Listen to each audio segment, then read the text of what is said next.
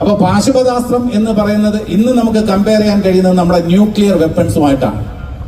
ഭഗവാൻ ഒരു കാര്യം തീരുമാനിച്ചു, പാശുപതാസ്ത്രം അതിന്റെ ആ ഒരു സിദ്ധി കയ്യിൽ കൊടുത്താൽ, ആയുധം കയ്യിൽ കൊടുത്താൽ അത് എങ്ങനെ ഉപയോഗിക്കും എന്ന് എനിക്ക് ആദ്യം അറിയണം. മഹാദേവൻ ഭഗവാൻ അങ്ങനെ ഒരു തീരുമാനം എടുത്തു.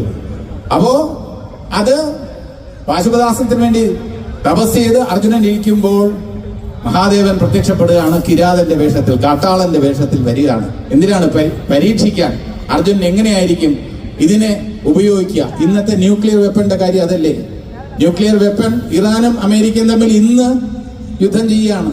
എന്തിനു വേണ്ടി? ന്യൂക്ലിയർ വെപ്പന്റെ കാര്യത്തിന് വേണ്ടി. എത്ര ഉണ്ട്, എന്ന് ഉപയോഗിക്കും, സ്റ്റോക്ക് വെച്ചാൽ അതിന് കണ്ട ഡീറ്റെയിൽസ് വേണം എന്ന് പറയുന്നു. അതൊക്കെ എത്ര വർഷം മുമ്പ് ഹിന്ദു പുരാണത്തിൽ പറഞ്ഞിട്ടുണ്ട് എന്നത് നമ്മളെ സംബന്ധിച്ചിടത്തോളം അത്ഭുതകരമായിട്ടുള്ള കാര്യമാണ്.